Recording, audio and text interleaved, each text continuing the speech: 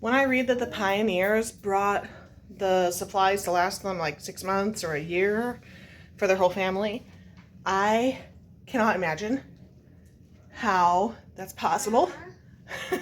Because this is what supplies look like for a week for my family.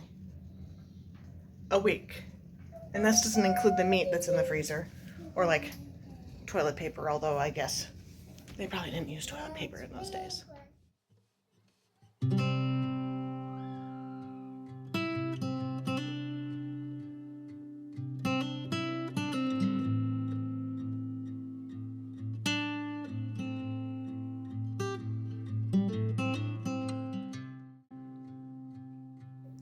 I usually shop every week.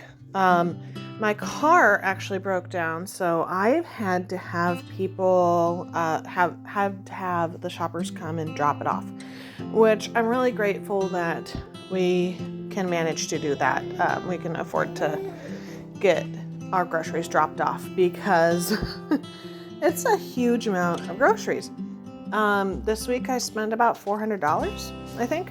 And I didn't have to buy any diapers this week. And we just filled our freezers, as you can see, with a whole bunch of pork. So we're good on the meat side. But that means that we've still got to do all of the other stuff. I ran out of room in my downstairs freezer, so we're popping the last few things in the upstairs freezer.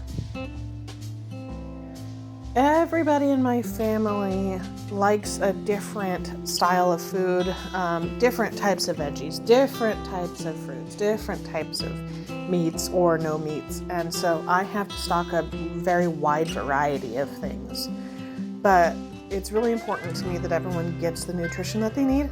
And so I do that. I stock lots of different options, and I have a wide variety available at each meal. So that's why you see me with so many different kinds of fruits and vegetables, because some people don't like the green grapes, some people don't like the purple, etc. If you know me from my other channels, you will say, hey, what's going on here? She's got her pantry in a different spot, number one. And why she have all this store-bought food? Well, earlier this year, we had planned on moving. And so we had done a huge overhaul of the house, and I didn't get to put in my garden this year aside from a little small raised bed.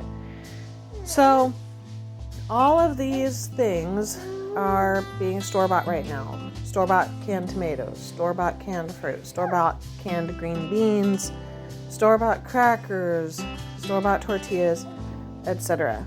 And you know what? That's okay. Next year, we'll get back to more home canned stuff. And in the meantime, I am so grateful for all the food that we have.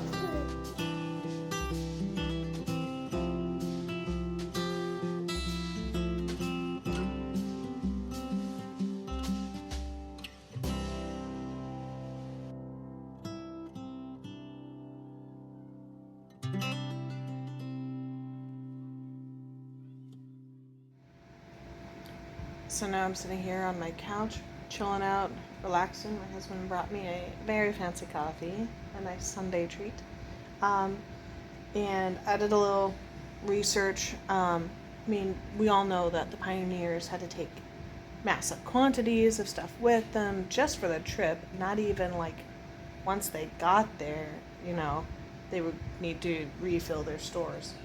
And although I'm not an AI person, I did some research and used AI here, and I said, hey, make me a list if it was a family of 9. I'm convinced we'd have to take 2 wagons. You know why?